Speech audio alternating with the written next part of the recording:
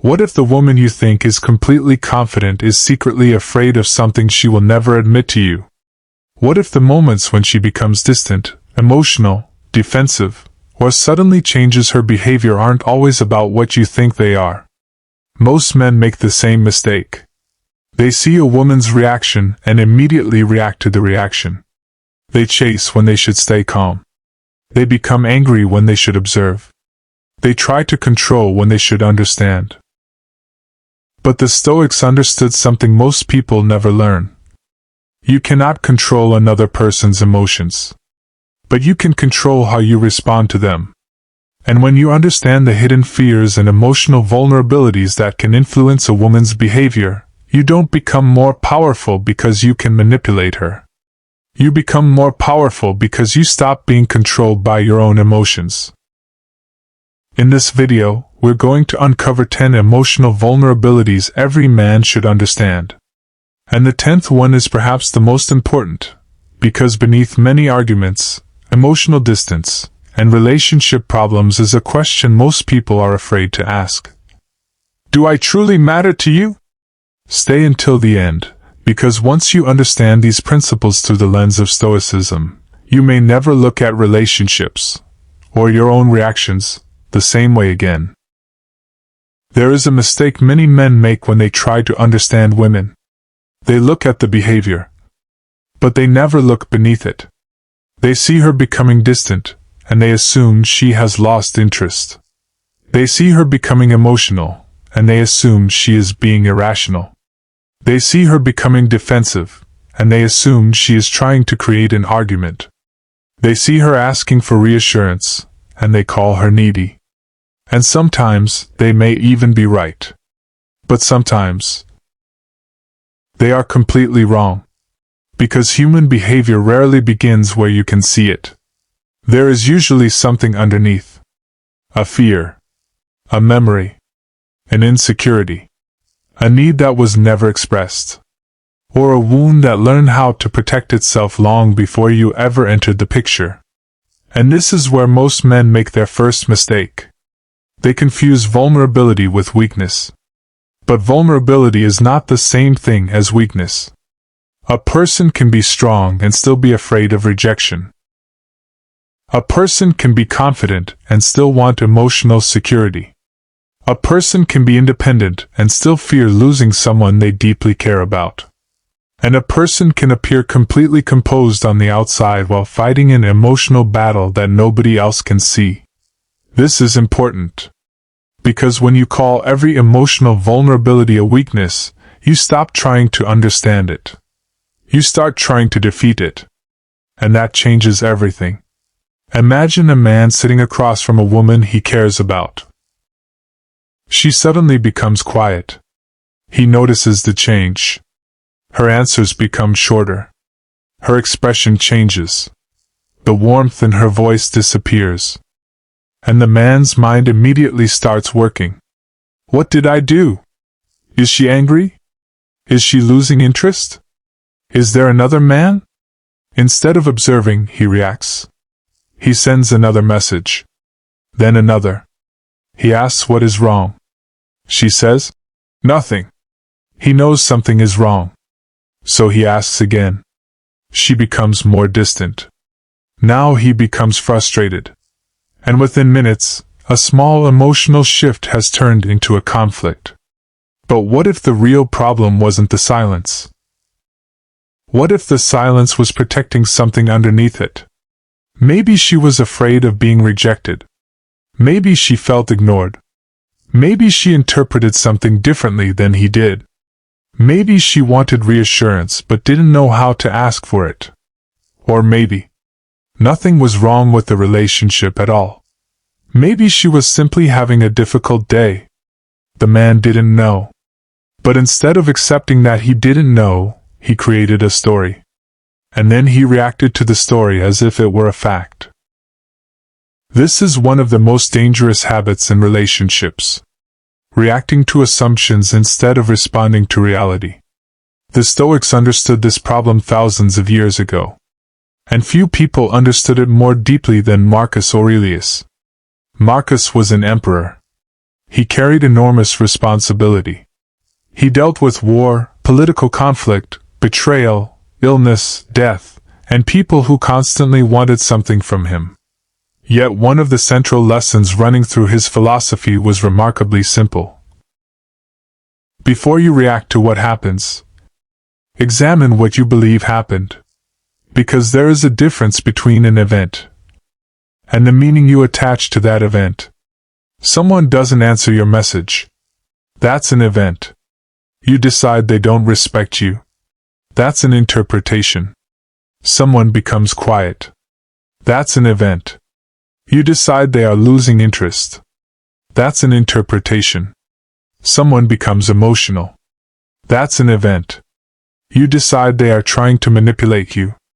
That's an interpretation. And the space between those two things is where emotional control is either gained or lost. This is why Stoicism is not about becoming cold. It is not about pretending you don't care.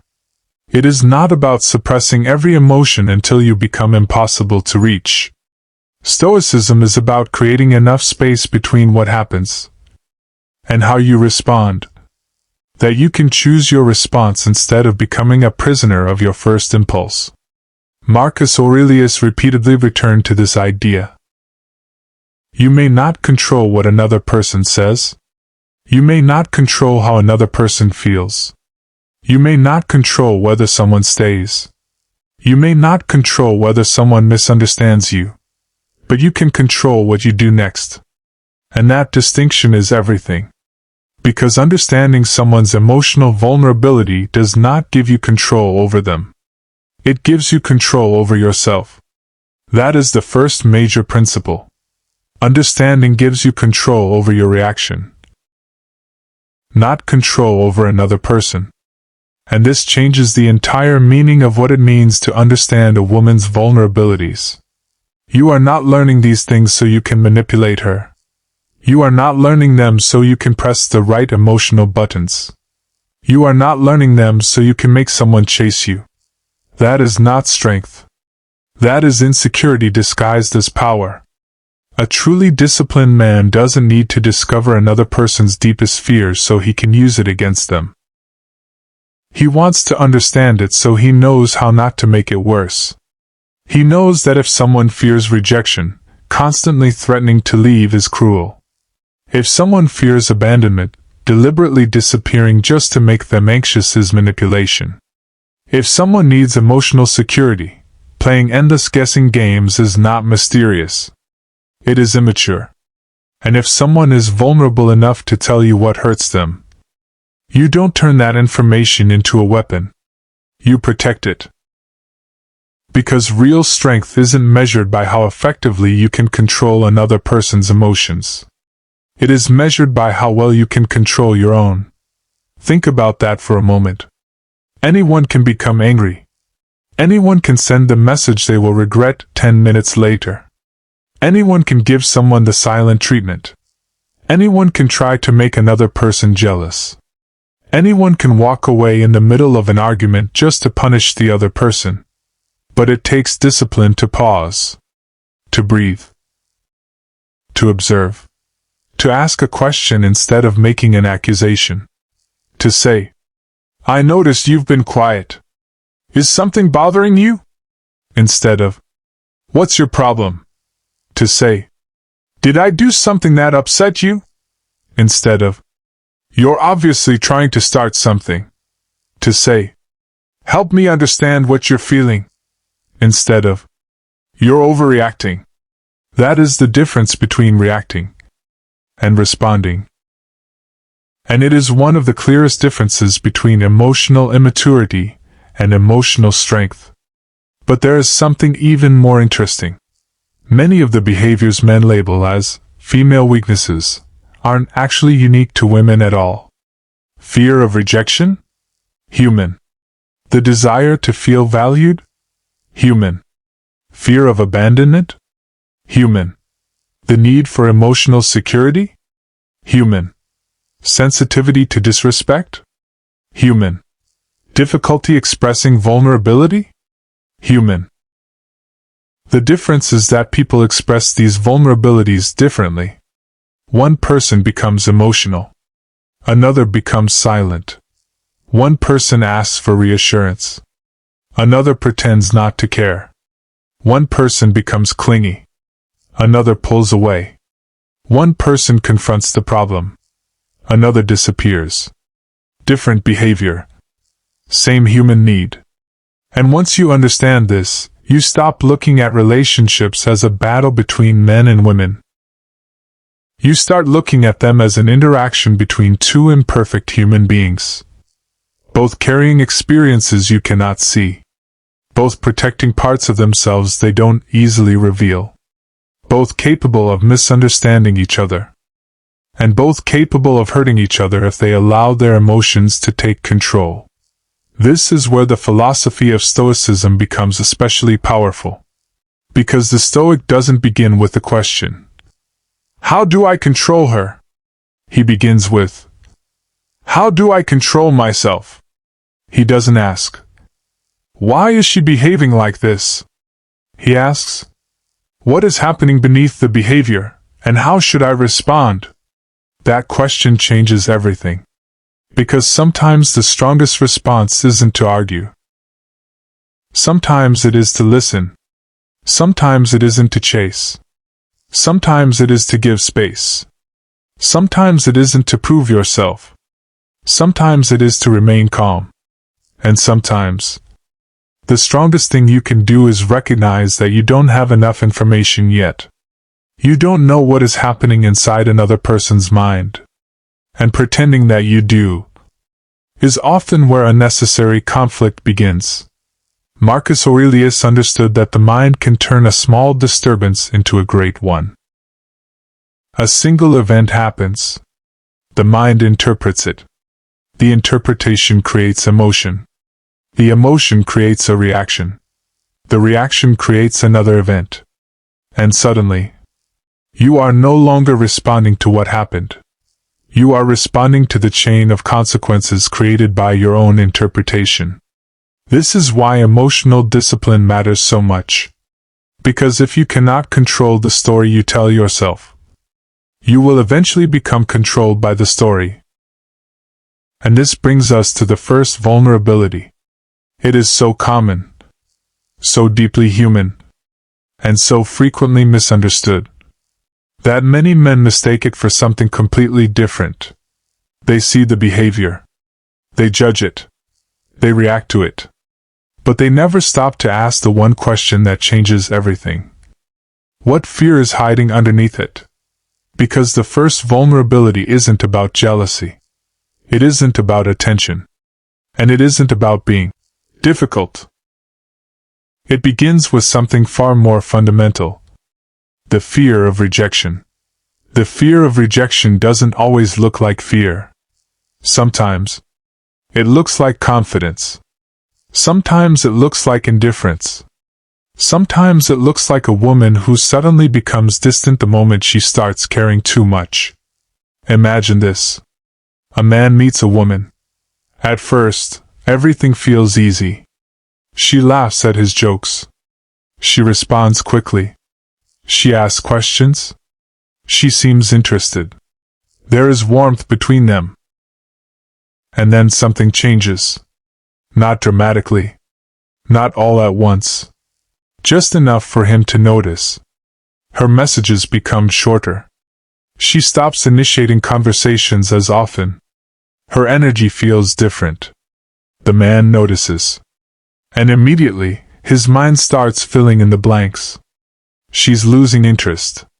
She doesn't care anymore. Maybe there's someone else. So he reacts. He sends more messages.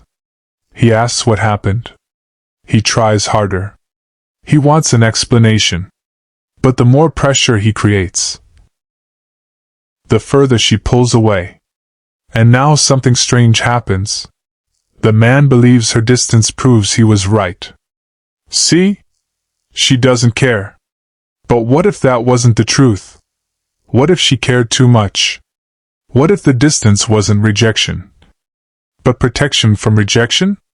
Because sometimes people leave emotionally before they can be left physically. They pull away before someone else gets the opportunity to hurt them. They stop showing interest before they can be told they aren't wanted. They become cold before they have to experience the pain of becoming vulnerable. It's a strange psychological defense. If I leave first, you can't leave me. And this is why the same behavior can have completely different meanings. Distance can mean disinterest. But it can also mean fear. Silence can mean anger. But it can also mean uncertainty. Indifference can be genuine. But sometimes, it is a mask. The problem is that you cannot know which one it is simply by guessing. And that is where emotional discipline becomes necessary. A man who immediately takes every change personally becomes a prisoner of every emotional signal. One day she is warm. He feels confident. The next day she is distant. He feels rejected. She responds quickly. He feels wanted. She takes longer. He feels insecure. His emotional state becomes dependent on her behavior. And now he isn't leading himself anymore. He is being led by circumstances. The Stoic approaches it differently. He observes. He doesn't immediately create a story. He doesn't chase panic with panic. He doesn't think, she pulled away, so I need to pull her back. He thinks, something changed. I don't yet know why. That sentence requires discipline. Because uncertainty is uncomfortable. The human mind hates empty spaces. It wants answers. Immediately.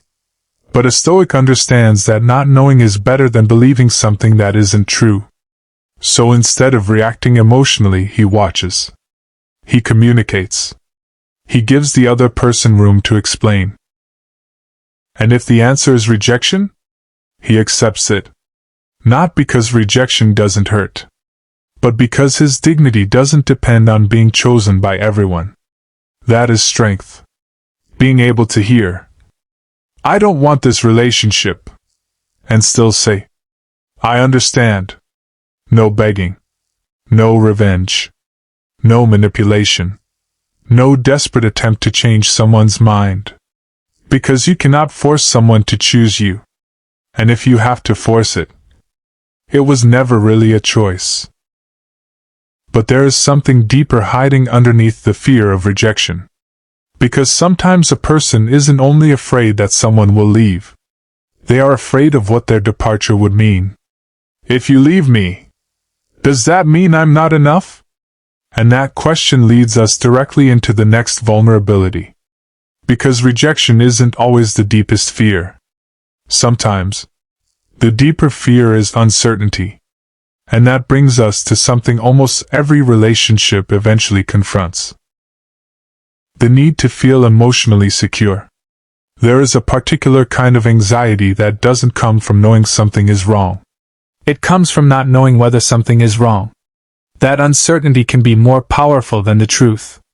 Because when you know where you stand, you can make a decision. But when you don't know where you stand, your mind starts searching for answers. A message comes through, then another, then silence. You wonder why. The next morning, everything seems normal. Then suddenly, distance again. One day the person is affectionate. The next day they seem cold. One day they talk about the future. The next day they avoid the subject. One moment you feel wanted. The next moment you feel like a stranger. And eventually, you stop paying attention to what is actually happening. You start analyzing everything. Every word. Every pause. Every change in tone. Every unanswered message. Every expression. This is what emotional uncertainty can do. It turns ordinary moments into clues. And when someone constantly has to guess where they stand, they rarely feel secure. Now, this doesn't mean a woman needs constant attention. It doesn't mean she needs someone messaging her every 5 minutes. It doesn't mean a man should spend his entire day proving his interest. That's not emotional security. That's emotional dependence. There is a difference. Security is not. Talk to me constantly so I know you care. Security is. I know where I stand with you. There is peace and clarity. A man can be busy and still be consistent. He can have his own life and still communicate his intentions. He can be independent without being emotionally unavailable. He can love someone deeply without making that person the center of his entire existence. That is the balance Stoicism teaches. Be consistent without becoming dependent. Because there is another mistake men make. They hear that someone wants reassurance. So they give reassurance endlessly. They explain themselves. Then explain again. They prove their love. Then prove it again. They seek approval for every decision. And eventually, reassurance becomes a drug. The person needs more. And more. And more. But genuine emotional security cannot be built from endless reassurance. It is built from consistency. If you say you will call, call. If your intentions change, say so. If you need space, communicate it. If you care, show it through your actions. Your words and your behavior should not constantly contradict each other. Because when your words say one thing, and your behavior says another, people don't know which one to believe, and uncertainty grows. This is where the Stoic man separates himself. He doesn't become responsible for another person's emotional stability. He becomes responsible for his own character. He can say, I care about you, without secretly thinking, now you owe me reassurance. He can give comfort, without demanding worship. He can reassure, without becoming desperate for approval. And this raises an uncomfortable question. Can you give someone reassurance without needing their approval in return? Because if the answer is no, you may not be reassuring them. You may be trying to reassure yourself. And once you understand that, you begin to see why emotional security matters. But security isn't the only thing people protect. There is another emotional line that, once crossed, can completely change the atmosphere of a relationship. A line that has nothing to do with attention, and everything to do with dignity. Respect. There are moments when an argument isn't really about the argument. It's about what the argument represents. A woman says, "You didn't listen to me." A man hears, "You think I'm not good enough." Or perhaps she says, "I didn't like the way you spoke to me." And he hears, "You are trying to control me." Two people are standing in the same conversation, but they're experiencing two completely different realities. This is why perceived disrespect can be so powerful. Because respect isn't only about words. It's about how someone believes they are being treated, being interrupted, being mocked, being dismissed, being deliberately embarrassed, having feelings constantly minimized, being spoken to with contempt. These things can slowly damage trust. And when someone feels repeatedly disrespected, their behavior can change. They may become defensive. They may become distant. They may stop communicating. They may become angry. Or they may simply stop caring. But here's the important distinction. Respect is not obedience. A woman respecting a man doesn't mean she must agree with everything he says. And a man respecting a woman doesn't mean he must surrender every boundary he has. Respect means recognizing another person's dignity, even when you disagree. That is an important Stoic principle. A disciplined man doesn't need to win every argument. He doesn't need to raise his voice to prove authority. He doesn't need to intimidate someone to feel powerful. Because anger often feels like strength when you are inside it. But from the outside, it can look like a loss of control. Imagine two men being insulted. The first immediately explodes. His voice rises. His face changes. He says things he cannot take back. The second remains calm. He looks at the situation. He decides whether the insult deserves a response. And if it does, he responds without surrendering his composure. Which man has greater control? The answer is obvious. The Stoic isn't weak because he doesn't react immediately. He is disciplined enough to choose his reaction. And this matters in relationships. If you feel disrespected, you don't have to become disrespectful. You can communicate the boundary. You can say, "I don't accept being spoken to that way." Calmly, clearly, without a performance. And if the behavior continues, you can make a decision. Because boundaries don't require rage. They require consistency. A man who constantly threatens consequences but never follows through teaches people not to take him seriously. A man who calmly establishes a boundary and actually honors it doesn't need to shout. His actions speak for him. But there is something even more powerful than respect. Because a person can respect you and still feel emotionally disconnected from you. They can know you are decent. They can know you are responsible. They can know you mean well. And still feel like something is missing. That missing piece is something most people underestimate. The desire to feel valued. Sometimes relationships don't collapse because of one enormous betrayal. Sometimes they slowly disappear through 1,000 tiny moments. A person remembers something important to you. You barely notice. They listen to a story you've told before. You don't acknowledge it. They make an effort. You become accustomed to it. They support you when you're struggling. You assume they'll always be there. Nothing dramatic happens. No explosion. No screaming. No obvious ending. Just less effort. Less warmth. Less investment. Until one day, the man notices. She isn't doing those little things anymore. She doesn't ask about his day. She doesn't remember the details. She doesn't seem excited to hear from him. And he wonders, what happened to her? But perhaps nothing suddenly happened. Perhaps something slowly happened. She simply stopped investing where she felt invisible. Think about that. When people repeatedly give without feeling seen, eventually they question why they are giving. And this isn't exclusively a female experience. It's human. People want to know that their effort matters. They want to know that someone noticed. Sometimes the smallest sentence can communicate more appreciation than an expensive gift. I noticed what you did. Thank you. I appreciate you. I remember you telling me that. These words can sound simple. But emotionally, they can be powerful. Because being valued isn't about being worshipped. It is about being seen. There is a difference between attention and appreciation.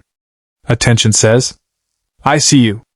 Appreciation says, I see what you bring into my life. And when someone repeatedly feels unappreciated, they may eventually stop offering what was never acknowledged. This is where many people make another mistake. They only recognize value after it disappears. They notice the support when it stops. They notice the affection when it disappears. They notice the effort when nobody is making it anymore. And then they say, you changed. Maybe. Or maybe. They simply stopped giving what you had trained yourself to take for granted. The Stoic perspective is simple. Don't take good things for granted. Not because you are afraid of losing them, but because gratitude keeps the mind grounded in reality. If someone makes your life better, acknowledge it. If someone supports you, appreciate it. If someone listens, listen back. If someone makes an effort, don't become so accustomed to the effort that you stop seeing it. Because emotional neglect isn't always cruelty. Sometimes, it is simply the absence of appreciation repeated for long enough. And now the story becomes deeper. Because even when someone feels valued, they may still struggle to reveal what is happening inside them. They may want closeness, while simultaneously fearing what closeness could cost them. They may want to be understood, while being terrified of being truly seen. And this brings us to the fifth vulnerability. The fear of emotional vulnerability. There is a strange contradiction inside human relationships. Sometimes the person who wants intimacy the most is the same person who is most afraid of it. Because intimacy means being seen. And being seen means giving someone access to the parts of you that you normally protect. The confident face. The independent attitude. The jokes. The strength. The silence. All of it can disappear when someone finally asks, "What are you really feeling?" And suddenly, there is nowhere to hide. This is why vulnerability can be frightening. Because once you tell someone what matters to you, they now know where you can be hurt. If you admit, "I'm afraid you'll leave," you have revealed a weakness. If you admit, "That hurt me," you have revealed sensitivity. If you say, "I really care about you," you have given someone the possibility of rejecting something real. And for some people, that possibility is terrifying. So they protect themselves. They joke when they should speak. They become angry when they are actually hurt. They become distant when they actually want closeness. They say, "I don't care," when what they really mean is, "I care too much, and I'm afraid of what happens if you don't." This creates one of the most confusing patterns in relationships. Come closer, but don't hurt me. A person wants intimacy. But when intimacy gets too close, they retreat. They want honesty. But when honesty becomes uncomfortable, they shut down. They want someone to understand them, but they are afraid to explain themselves. And the person on the other side becomes confused. Why won't she just tell me what she wants? Sometimes, because she doesn't know how to say it without feeling exposed. Sometimes, because she has learned that vulnerability isn't always rewarded. Maybe she opened up before, and someone mocked her. Maybe she trusted someone, and they used what she revealed against her. Maybe she showed emotion, and was told she was too sensitive. Maybe she asked for reassurance, and was made to feel needy. After enough experiences like these, a person learns a lesson. Don't show too much. And that lesson can follow them into future relationships. This is why emotional safety matters. Not perfect behavior. Not agreeing with everything. Not becoming responsible for another person's wounds. Safety means knowing, "I can tell you the truth without being humiliated for telling it." A man who wants genuine intimacy must understand this. You cannot demand vulnerability. You cannot interrogate someone into opening up. You cannot say, "If you really trusted me, you would tell me everything." That isn't trust. That's pressure. Trust grows differently. Slowly. Through consistency. Through honesty. Through keeping your word. Through listening without immediately turning every confession into an argument. Through proving that when someone reveals something fragile, you won't use it against them later. And this is where Stoicism gives us another powerful lesson. You cannot force another person to open up. You cannot control when someone becomes comfortable. You cannot demand access to another person's inner world. What you can control is the kind of person you become when they finally open the door. Are you patient? Are you judgmental? Are you defensive? Do you immediately try to fix everything? Do you make their vulnerability about yourself? Or can you simply listen? Sometimes the strongest response is not advice. It's presence. Sometimes someone doesn't need you to solve the problem. They need to know that telling you the truth was not a mistake. And there is something deeply powerful about becoming that kind of person.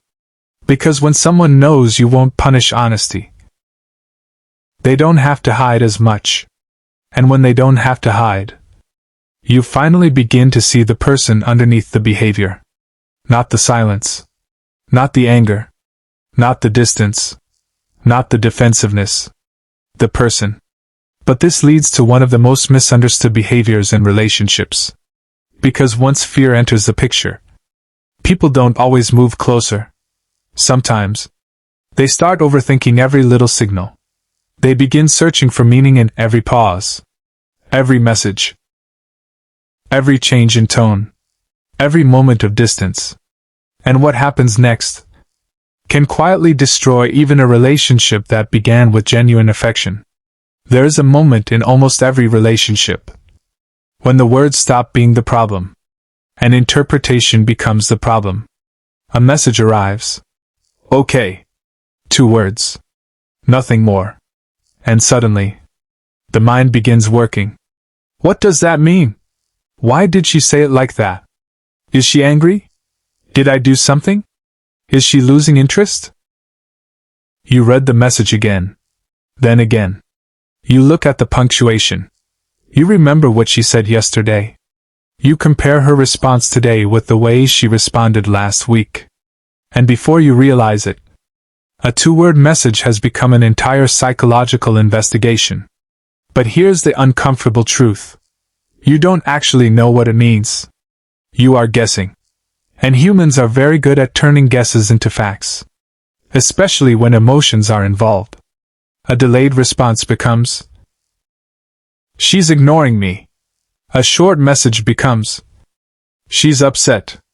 A change in tone becomes, she's losing interest. A quiet evening becomes, something is wrong. And once the mind chooses an explanation, it starts looking for evidence to support it. This is where uncertainty becomes dangerous. Because uncertainty creates an empty space. And the human mind hates empty spaces. It wants to fill them. Immediately. With a story. Sometimes the story is true. Sometimes it isn't. But emotionally, the body doesn't always know the difference. If you believe someone is rejecting you, you feel rejected. Even before you know whether rejection is actually happening. If you believe someone is angry, you become defensive. Even if they were never angry. If you believe someone is losing interest, you may start behaving insecurely. And then something ironic happens. Your reaction can create the very distance you were afraid of. You become anxious. You send more messages. You demand reassurance. You ask questions with accusations hidden inside them. The other person feels pressured. They withdraw. You see the withdrawal. And you think, I knew it. But you don't realize that your fear may have become part of the story. This is why the Stoic approach begins with a simple discipline. Separate what you know from what you assume.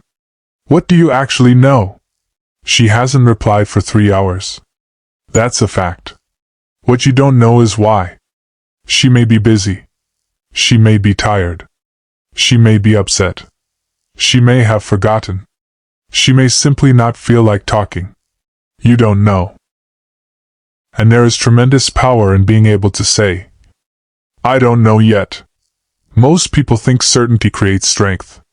Sometimes, the ability to tolerate uncertainty is the greater strength. Marcus Aurelius understood the importance of examining impressions before allowing them to control the mind. An event occurs. The mind immediately gives it meaning. But the Stoic pauses. He examines the impression. He asks, is this actually what happened? Or, is this what I think happened? That tiny distinction can save relationships. Because the difference between those two questions is the difference between observation and assumption. So when something feels wrong, don't immediately react. Ask. When you're unsure. Observe. When emotions are high. Wait. And when you finally understand what is happening, respond. Not because you don't care. Because you care enough not to make things worse with an emotional guess. Imagine how different an argument could become if, instead of saying, you're obviously ignoring me, you said, I've noticed you've been quieter today. Is everything okay? One sentence creates a battle. The other creates a conversation.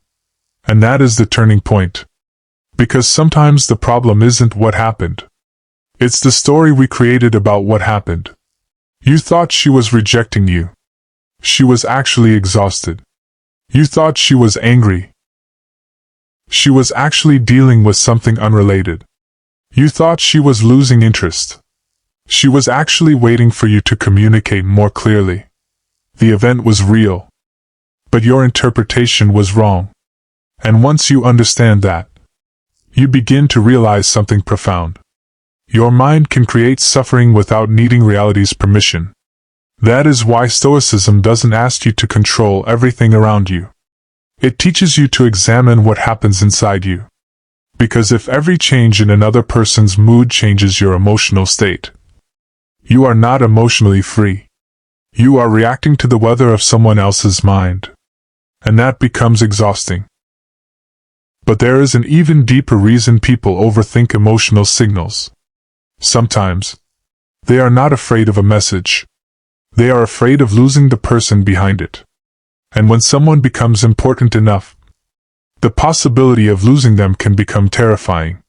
Which brings us to the next vulnerability. At first, you don't think much about losing them. They are simply someone you enjoy talking to. Someone you enjoy seeing. Someone whose presence makes ordinary days feel slightly better. Then slowly, something changes. You start looking forward to their messages. You remember the little things they say. You notice when they're not around. Their opinion begins to matter. Their presence becomes familiar. And before you realize it, they are no longer simply part of your life. They have become part of your emotional world. And that's when fear can enter.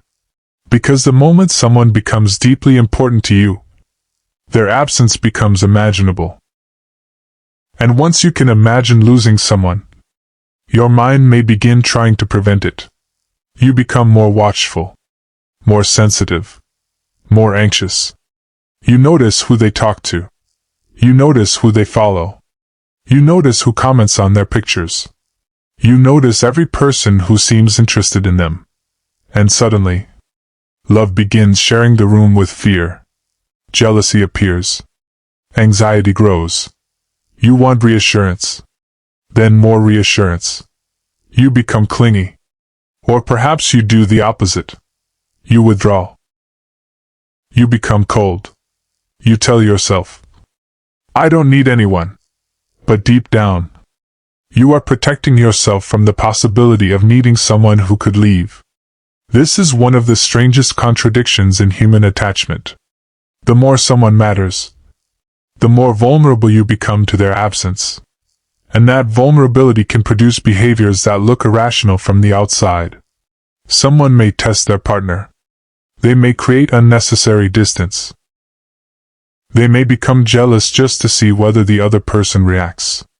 They may threaten to leave, hoping the other person will finally say, no, stay. But these games create a dangerous cycle. Fear creates a test. The test creates tension. The tension creates distance. The distance creates more fear. And the cycle repeats. The person isn't necessarily trying to destroy the relationship. They may be trying to prove that the relationship is safe. But fear rarely knows how to ask for safety directly. So it creates tests. And tests eventually become exhausting. This is where Stoicism becomes difficult, but powerful. Because the Stoic understands that love and control are not the same thing. You can love someone deeply, and still accept that you cannot completely control whether they remain in your life. That isn't pessimism. It is reality. Everything changes. People change. Circumstances change. Relationships change. Life changes. And Marcus Aurelius spent much of his life confronting this truth. He understood that human beings often suffer not simply because something changes, but because they demand that it remain unchanged. We want the person to always feel the same, always stay, always choose us, always understand us, always be there.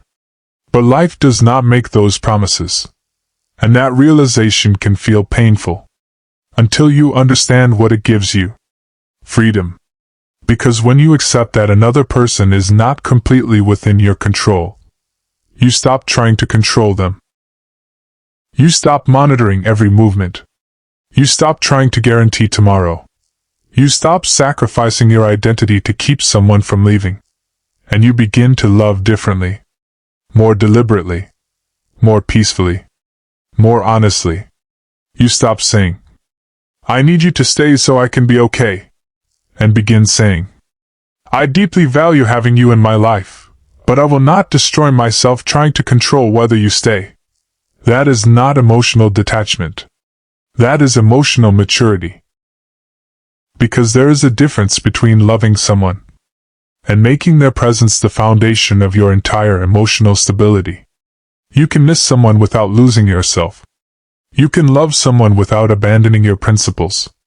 You can fear losing someone without becoming someone you don't recognize. And perhaps most importantly, you can accept that love is more meaningful when it is freely given, not demanded, not forced, not manipulated, freely given. And that brings us to another powerful human desire. Because people don't only want to be loved, they want to know they were chosen. There is a difference between receiving attention and knowing someone deliberately chose you. Attention can happen accidentally. Commitment does not. Someone can text you because they're bored. Someone can compliment you because they want something. Someone can spend time with you because you're convenient. Attention is easy. But intentional commitment is different. It says, "Out of all the choices available to me, I decided to invest here." And that distinction matters. Imagine a woman in a relationship. Her partner talks to her. He spends time with her. He tells her she's beautiful. But she still feels uncertain. Why? Because words aren't always enough. She wants to know, "Are you here because you genuinely want me? Or, are you here because I'm simply available?" That question can create a deep emotional tension. Because people don't only want to feel desirable. They want to feel significant. They want to know, "If you had every option in the world, would you still choose me?" But there is a dangerous way to seek that answer.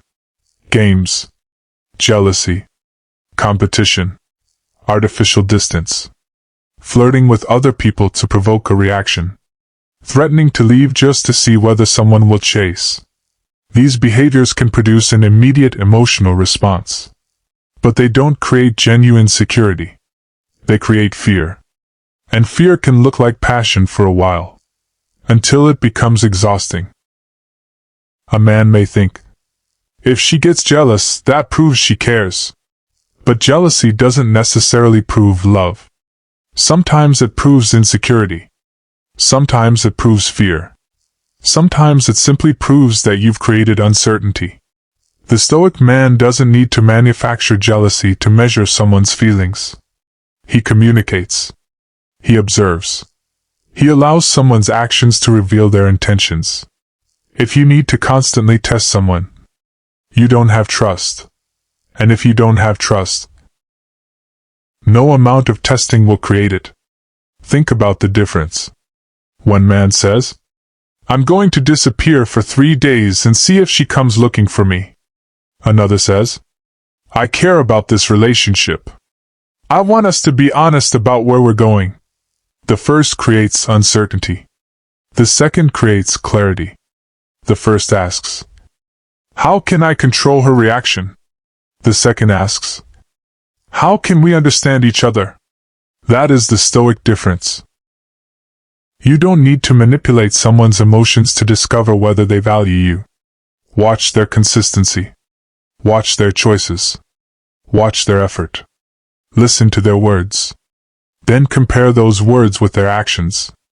And accept what you discover. Because sometimes the answer you receive won't be the answer you wanted. But truth is still better than emotional games. A person who genuinely wants to be with you doesn't need to be constantly tricked into proving it. And a person who doesn't want to be with you cannot be manipulated into genuine commitment. That is a hard truth. But accepting hard truths is part of emotional strength. And there is something even deeper underneath the desire to feel chosen. It isn't simply, "Choose me." It is, "Don't make me feel replaceable." And when that fear becomes intense, people can behave in ways that seem completely out of character. They may become jealous, defensive, possessive, distant, or suddenly desperate for reassurance. But there is one vulnerability that can completely change how someone behaves when they feel threatened. It is deeper than wanting attention, deeper than wanting to be chosen, and when it is triggered, even a calm person can become emotionally unrecognizable. The fear of abandonment. There is a fear deeper than rejection. Because rejection says, "I don't want you." But abandonment whispers something much more painful. Even if you matter to someone today, they may still leave tomorrow. And that fear can change the way a person loves. It can make someone hold on too tightly. Or it can make them let go before anyone else gets the chance. Imagine a woman who has learned, somewhere along the way, that people don't always stay. Maybe someone she trusted disappeared when she needed them most. Maybe a previous relationship ended without warning. Maybe she spent years watching people promise permanence, only to discover that promises can change. She may never tell you the whole story. She may not even consciously connect her past to the way she behaves today. But the nervous system remembers what the mind tries to forget. So now, someone becomes important to her, and something inside her becomes afraid. Not because the relationship is necessarily failing, but because she knows what it feels like to lose someone. So she starts looking for signs. A change in tone, a delayed message, a canceled plan, a little less affection, a little more distance. And her mind asks, "Is it happening again?" That question can become powerful. Because once someone expects abandonment, they may begin protecting themselves from it before it ever happens. They may pull away first. They may become emotionally distant. They may say, "I don't care," when they actually care deeply. They may test commitment. They may ask questions they already know the answer to. They may create small conflicts just to see whether you will stay. They may become defensive. They may expect disappointment before disappointment arrives. And from the outside, these behaviors can look irrational. A man may think, "Why is she making this such a big deal?" But perhaps the argument isn't really about what happened today. Perhaps today simply touched something that happened years ago. And this is where understanding becomes more important than judgment. Because the behavior you see isn't always the real problem. Sometimes, the real problem is the fear underneath the behavior. The anger may be covering fear. The jealousy may be covering insecurity. The distance may be covering attachment. The constant need for reassurance may be covering the terror of being left. And once you understand that, you begin to respond differently. Not because you excuse unhealthy behavior, but because you finally understand what you're actually dealing with. There is an important distinction here. Understanding someone does not mean accepting everything they do. Compassion does not mean having no boundaries. And empathy does not mean allowing someone else's wounds to become your responsibility. This is where many men make another mistake. They discover that someone has emotional wounds. And suddenly they try to become the person who heals them. They become the therapist, the rescuer, the emotional caretaker. They spend all their energy trying to prove, "I won't leave you," again, and again, and again. But no amount of reassurance can permanently cure a fear that the person themselves has never learned to confront. You can love someone. You can support them. You can communicate honestly. You can show consistency. But you cannot do their inner work for them. And trying to do so can destroy both people. Because eventually, you become exhausted. And they become dependent on your constant reassurance. Then one day, you pull back because you are tired. And their worst fear appears to come true. See? Everyone leaves. The cycle begins again. This is why the Stoic response is different. A Stoic doesn't say, How can I fix this person? He asks. What is mine to control? Your honesty is yours. Your consistency is yours. Your boundaries are yours. Your reactions are yours. Your character is yours. But another person's entire emotional history? That isn't yours. You can listen. You can communicate. You can offer reassurance when it is appropriate. You can say, I understand why that frightened you. You can say, I'm not going to punish you for being honest with me. You can say, but I also won't participate in manipulation or emotional games. That is compassion with boundaries. And boundaries matter. Because love without boundaries can become resentment. And boundaries without compassion can become cruelty. The Stoic seeks the middle ground. Calm. Clear. Firm. Human. He doesn't manipulate someone's fear of abandonment. He doesn't threaten to leave simply to make them panic. He doesn't disappear to test how much they care. He doesn't use someone's deepest insecurity as leverage. Because the moment you learn someone's emotional wound, you have a choice. You can use that knowledge as a weapon. Or, you can use it to become more careful with your actions. And that brings us to one of the most important revelations of this entire video. Understanding someone's vulnerability does not give you power over them. It gives you responsibility for how you respond. Read that again in your mind. Because there is a huge difference. If someone tells you, I'm afraid you'll leave me, you could think, now I know how to control her. Or you could think, now I know where I need to be careful not to cause unnecessary harm. One response is manipulation. The other is character. And character is what Stoicism has always been concerned with. Not controlling other people. Controlling yourself. Not forcing outcomes. Choosing your actions. Not eliminating emotion. Learning how to respond to emotion. And there is one final vulnerability that brings all of this together. Because underneath rejection, underneath insecurity, underneath jealousy, underneath the fear of abandonment, there is often one simple question. A question people rarely say directly. But they feel it. They look for it in someone's actions. They listen for it in someone's words. They search for it in someone's consistency. The question is, do I truly matter to you? And that brings us to the final vulnerability. Think about what people really want from a relationship. Not the perfect relationship. Not constant attention. Not endless compliments. Not someone who follows them everywhere. At the deepest level, most people want to feel significant to someone. They want to know, my presence matters. My absence would be noticed. My feelings are not invisible. I am not simply convenient. I am not being tolerated. I am genuinely valued. And this is where many relationship conflicts become misunderstood. A woman may become upset because you forgot something important. But the deeper issue may not be the forgotten event. It may be what that event represents. Do you listen to me? Someone may become hurt when you dismiss their feelings. But the deeper question may be, do my feelings matter to you?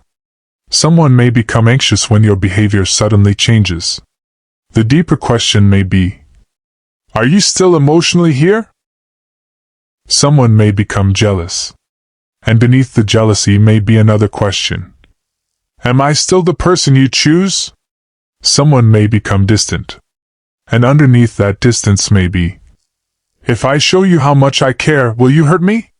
This is why emotional behavior can be so difficult to understand. The words on the surface aren't always the real message. Sometimes you have to listen to what the behavior is trying to communicate. But be careful. This doesn't mean every emotional reaction has a hidden noble explanation. Sometimes people behave badly. Sometimes people manipulate. Sometimes people are simply incompatible. Sometimes the healthiest response is to walk away. Stoicism does not require you to explain away every harmful behavior. It teaches you to respond to reality as it is, not as you wish it were. And reality is this: a healthy relationship cannot be built on fear. It cannot be built on jealousy. It cannot be built on constant testing. It cannot be built on emotional punishment. It cannot be built on one person constantly proving their worth to the other. A healthy relationship needs something quieter, something stronger, something that doesn't need to be performed every day. Trust. Trust says, I don't need to monitor you every second. Respect says, I don't have to control you to feel secure. Love says, your existence matters to me. And emotional maturity says, but I will not lose myself trying to make you stay. This is the balance. Because there are two extremes. On one side, a man becomes emotionally detached. He refuses to communicate. He hides behind the word Stoicism to justify coldness. He tells himself, I don't need anyone. But sometimes that isn't strength. Sometimes it's fear wearing armor. On the other side, a man becomes emotionally dependent. His entire mood depends on whether someone responds. His confidence depends on whether someone chooses him. His peace disappears whenever someone becomes distant. He calls it love. But he has surrendered his emotional stability. Neither extreme is freedom. And their decision to stay is never something you can guarantee. What you can guarantee is the person you choose to be while they are in your life. You can choose honesty. You can choose patience. You can choose respect. You can choose discipline. You can choose gratitude. You can choose boundaries. And you can choose not to turn another person's vulnerability into your advantage. That is where the entire meaning of this video changes. The goal was never to discover 10 weaknesses you could use against women. The real lesson was to recognize 10 emotional vulnerabilities that human beings can experience, and learn how a disciplined man responds to them. Because once you understand another person's emotions, the responsibility isn't greater control over them. It is greater control over yourself. And now, the question isn't, how do I make her fear losing me? The question is, can I become the kind of man who doesn't need to make anyone afraid in order to feel powerful? That is where real strength begins.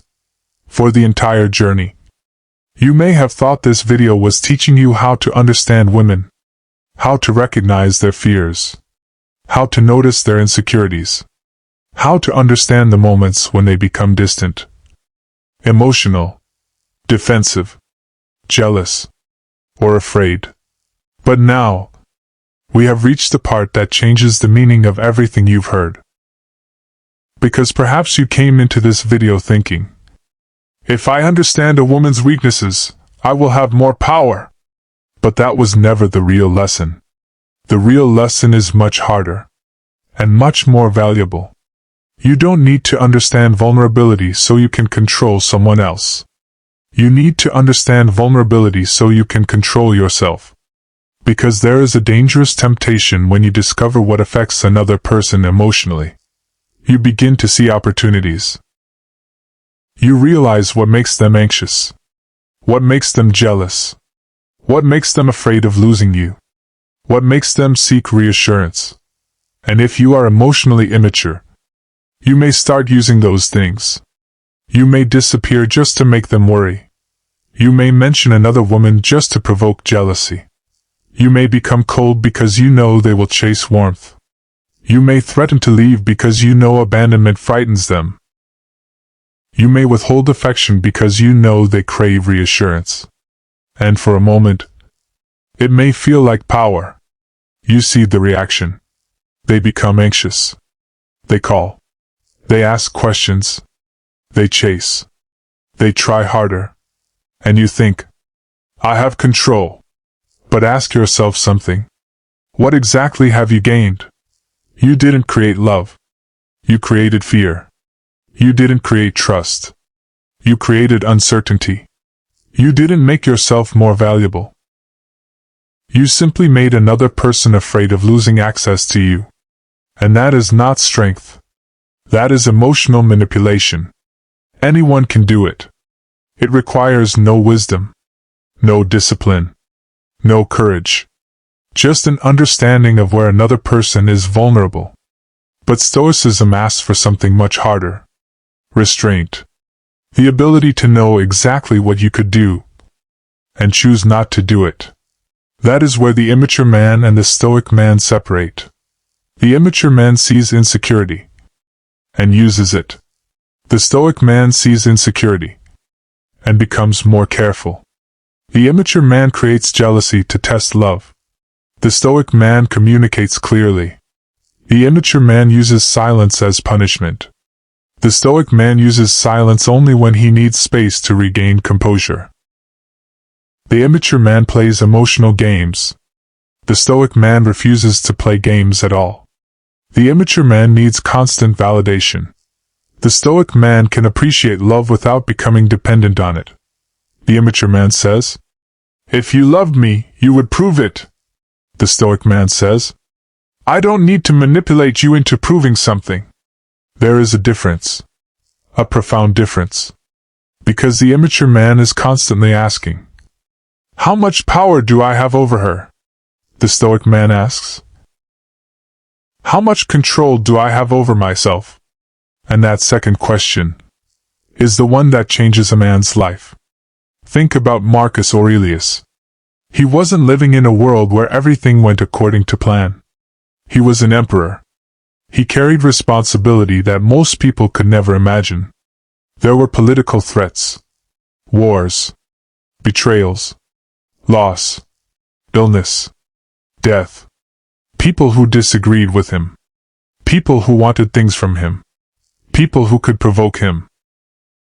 And yet the Stoic philosophy he practiced repeatedly returned to the same battlefield. Not the battlefield outside him. The battlefield inside him.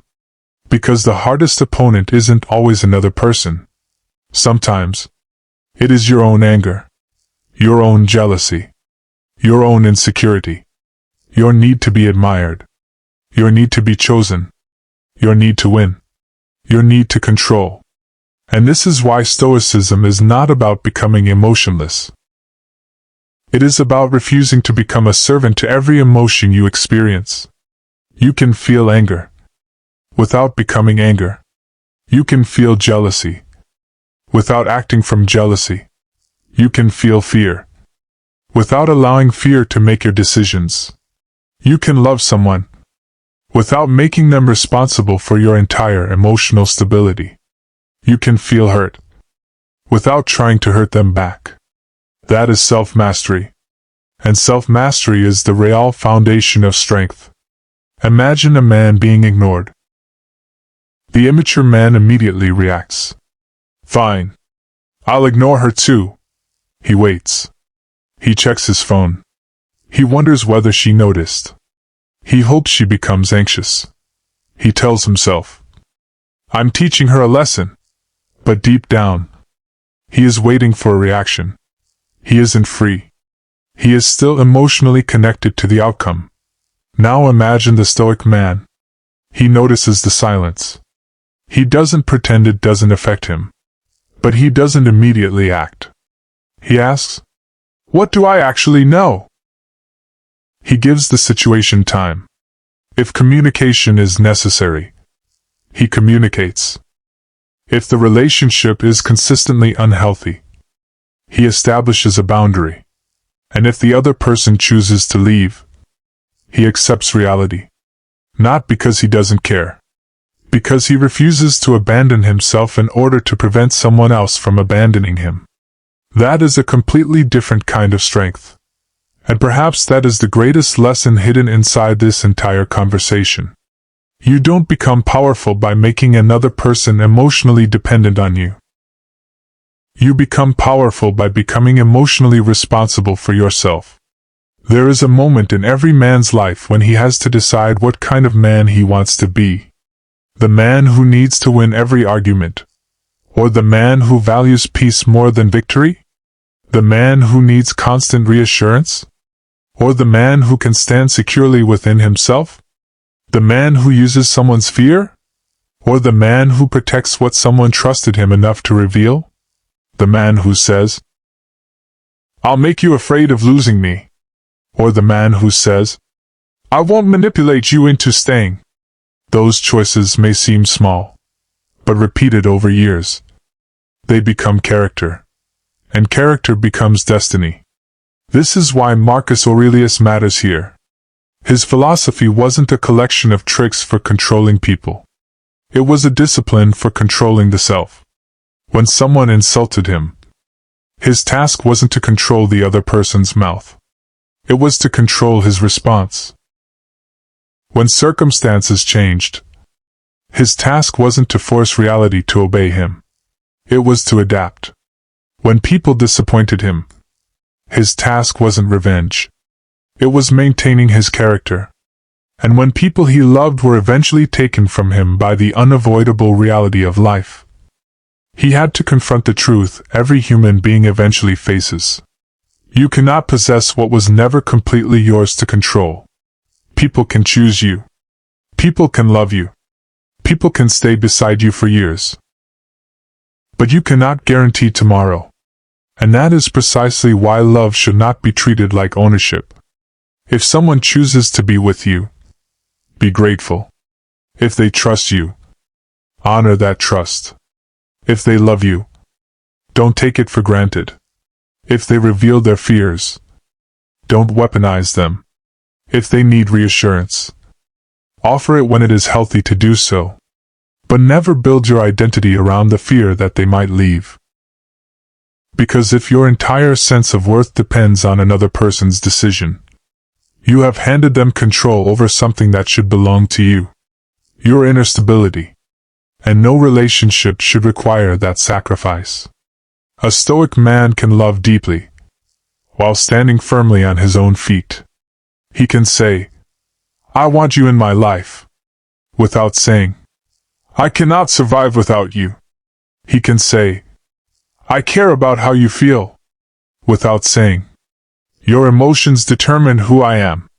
He can say, "I want this relationship to work," without saying, "I will tolerate anything to keep it." That is not coldness. That is emotional discipline.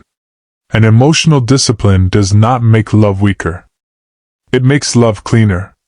Because when you don't need to manipulate someone into staying, their choice becomes more meaningful. When you don't need jealousy to feel desired, their affection becomes more genuine. When you don't need constant validation, their appreciation becomes something you can receive rather than something you desperately need. And when you can walk away from what consistently violates your values, you teach yourself something incredibly important. Your peace has value too. So let's return to the title. 10 female weaknesses every man must understand. Maybe the title made you think this was about discovering weaknesses. But the deeper lesson was never about finding weak points. It was about recognizing vulnerable points. And there is a difference. A weak point is something you attack. A vulnerable point is something you handle carefully. That distinction reveals the character of the man holding the knowledge. Give an immature man someone's deepest insecurity, and he may turn it into a weapon. Give a disciplined man the same information, and he may become more compassionate, more careful, more honest, more self-controlled. That is the transformation. The goal was never, learn how to control her. The goal was, learn how not to lose control of yourself. Because the greatest victory in any relationship isn't making someone chase you. It isn't making someone afraid to lose you. It isn't having the power to trigger their emotions whenever you want. The greatest victory is remaining in command of your own mind. When someone becomes distant, you remain grounded. When someone becomes emotional, you remain calm enough to listen. When someone challenges you, you don't immediately become defensive. When someone hurts you, You don't automatically seek revenge. When someone loves you, you appreciate it without becoming dependent. And when someone chooses to leave, you grieve if you must. But you do not destroy yourself. That is the Stoic man. Not emotionless. Emotionally disciplined. Not cold. Grounded. Not controlling. Self-controlled. Not desperate to be chosen. Secure enough to choose wisely. And perhaps this is the final lesson Marcus Aurelius would want you to remember. You can spend your entire life trying to control people, their reactions, their attention, their emotions, their decisions, their affection, their loyalty, and still remain powerless.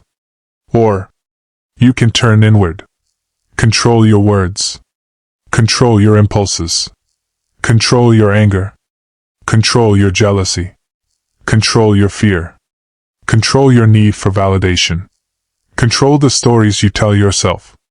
And suddenly, the world doesn't need to change for you to become stronger. You changed. And that is where real Stoic power begins. Not when another person finally obeys you. Not when someone becomes afraid to lose you. Not when you discover the perfect psychological trick.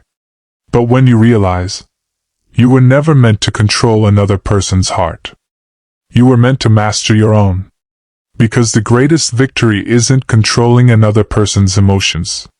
It is controlling your own. 10 lessons every man should remember. After everything we've explored, the question is no longer, what are a woman's weaknesses? The better question is, what have these vulnerabilities revealed about the kind of man you should become? Because understanding another person means very little if you don't understand yourself. So before we finish, remember these 10 lessons. Not as tricks, not as manipulation techniques, but as principles for emotional discipline. Lesson 1. Understand the fear of rejection. When someone pulls away, don't immediately assume they don't care. Observe. Ask. Communicate. And remember that rejection, when it happens, does not determine your worth. You cannot force someone to choose you, but you can choose how you respond when they don't. Lesson 2. Provide emotional clarity. Mixed signals create uncertainty, and uncertainty creates stories. If you care, be clear. If you are unsure, say so. If your feelings change, communicate. You don't need to give someone constant attention to make them feel secure. But you should not deliberately keep them confused. Consistency creates peace. Lesson 3. Respect boundaries. Respect does not mean obedience. And strength does not mean domination. A healthy relationship allows two people to disagree without destroying each other's dignity. If someone crosses your boundaries, you don't need rage. You need clarity. And if the boundary continues to be ignored, you need the courage to act on it. Lesson 4. Appreciate genuine effort. Never become so accustomed to someone's effort that you stop noticing it. The small things matter. The message, the support, the listening, the sacrifice, the effort to understand you. Because one day, what you took for granted may no longer be there. And then you may realize that what you called normal was actually someone choosing to invest in you every day. Lesson 5. Don't punish vulnerability. If someone trusts you with something painful, don't turn their honesty into ammunition. Don't bring it up later to win an argument. Don't use their fear to make them chase you. Don't deliberately press the wound they showed you. Because vulnerability is not an invitation to attack. It is a test of character. And the way you handle someone's vulnerability says more about you than the vulnerability says about them. Lesson 6. Don't assume. Communicate. A delayed message is not automatically rejection. A quiet evening is not automatically anger. A change in tone is not automatically betrayal. Sometimes, You simply don't have enough information. So don't build an entire story from incomplete evidence. Ask. Observe. Wait. Then respond. That small discipline can prevent enormous emotional damage. Lesson 7. Love without becoming dependent. Love deeply. But don't abandon yourself. You can care about someone without making their presence the foundation of your identity. You can miss them without losing yourself. You can love them without controlling them. And you can accept that someone may leave without believing that your life has ended. Lesson 8. Make your intentions clear. Don't make people decode you. Don't use jealousy to test them. Don't disappear to see whether they chase you. Don't create confusion just to feel powerful. If you want something, communicate it. If you want commitment, say it. If you need space, say it. Clarity is not weakness. It is emotional maturity. Lesson 9. Don't exploit abandonment fears. If you discover that someone is afraid of losing you, don't use that fear to control them. Never threaten to leave simply to make someone behave. Never make someone anxious just because you enjoy knowing they will chase you. Because the moment you turn someone's fear into a weapon, you stop building a relationship. You start building dependency. And dependency is not love. Lesson 10. Make someone feel valued without losing yourself. Tell people when they matter. Appreciate them. Listen to them. Notice their effort. Give reassurance when it is genuine. But remember, you can make someone feel valued without making yourself responsible for their entire emotional world. You can love someone without losing who you are. And perhaps that is the balance every man should strive for. Love without possession. Strength without cruelty. Boundaries without hatred. Confidence without arrogance. Vulnerability without dependence. And emotional discipline without becoming emotionally cold. Now, let's return to the question we asked at the beginning. What if the woman who seemed difficult to understand wasn't actually difficult to understand at all?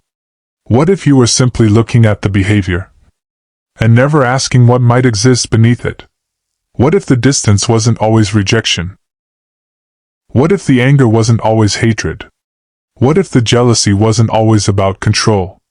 What if the silence wasn't always indifference? What if some of these behaviors were simply imperfect attempts to protect something vulnerable? But there is another truth you must remember. You will never completely understand another human being. And neither will they completely understand you. Because human beings are complicated. Because emotions are complicated. We carry experiences into relationships that the other person never witnessed. We carry fears we rarely explain. We carry memories that influence reactions we don't always understand ourselves. That is why relationships require more than attraction. They require patience, communication, boundaries, self-awareness, and emotional discipline. And this is where Stoicism becomes powerful. Because Stoicism isn't about becoming cold. It isn't about becoming emotionless. It isn't about pretending that nothing hurts. It isn't about acting as if you don't care. Stoicism is about becoming steady. Steady when someone praises you. Steady when someone criticizes you. Steady when someone loves you. Steady when someone becomes distant. Steady when you are misunderstood. Steady when you are rejected. Steady when you don't know what tomorrow will bring. Because the goal isn't to control every emotional storm around you. The goal is to stop becoming the storm. Think about how much of your emotional life can be controlled by another person. One message can change your mood. One delayed response can create anxiety. One compliment can make you feel powerful. One criticism can destroy your confidence. One person's attention can make you feel valuable. And one person's rejection can make you question your worth. But if another person's behavior can completely determine your emotional state, then who is really in control? This is the question Stoicism forces you to confront. Not, how do I control her? But, why does her reaction control me so much? Not, how do I make her chase me? But, why do I need someone to chase me before I feel valuable? Not, how do I make her afraid of losing me? But, why am I afraid of being forgotten? Those questions are harder, but they lead somewhere meaningful. Because the moment you stop trying to control another person's emotions, you begin taking responsibility for your own. And that is freedom. You don't have to manipulate jealousy. You don't have to create uncertainty. You don't have to threaten abandonment. You don't have to become emotionally unavailable just to appear powerful. You don't have to pretend you don't care. You simply need to become secure enough to care without losing yourself. That is the real Stoic challenge. To remain yourself while loving someone deeply. And maybe that's what true strength looks like. Not a man who can make anyone chase him, but a man who doesn't need anyone to chase him to know his worth. Not a man who can control someone's emotions, but a man who can control his own. Not a man who never feels fear, but a man who feels fear and refuses to let it dictate his actions. Not a man who never gets hurt, but a man who gets hurt and still chooses character over revenge. Because you don't become powerful by discovering someone's weakness. You become powerful when someone else's emotions no longer control your own. That is the difference between manipulation and mastery, between insecurity and confidence, between emotional reaction and Stoic discipline. And once you understand that, you stop looking at relationships as battles that must be won. You start seeing them as opportunities to practice character, to practice patience, to practice honesty, to practice self-control, to practice courage, and ultimately, to practice becoming the man you claim you want to be. Now I want you to think about everything we've discussed. Of these 10 emotional vulnerabilities, which one do you think causes the most problems in relationships? Fear of rejection? The need for emotional security? Feeling disrespected? The desire to feel valued? Fear of vulnerability? Overthinking? Fear of losing someone? The need to feel chosen? Abandonment? Or simply the need to know that you truly matter? Leave your answer in the comments. And don't just give me the number. Tell me why. Your perspective might help someone else see their own relationship differently. And if this video made you think differently about emotional strength, subscribe to the channel. Because here, we're not learning how to control other people. We're learning how to control ourselves. We're learning how to become calmer under pressure, stronger in uncertainty, and more disciplined when emotions try to take control. So subscribe, and watch the next video when it appears. Because there is another question every man eventually has to confront. You can control your emotions. You can stop reacting impulsively. You can become more disciplined. But then what? How do you become the kind of man people naturally respect, without demanding their respect? That's where the next lesson begins.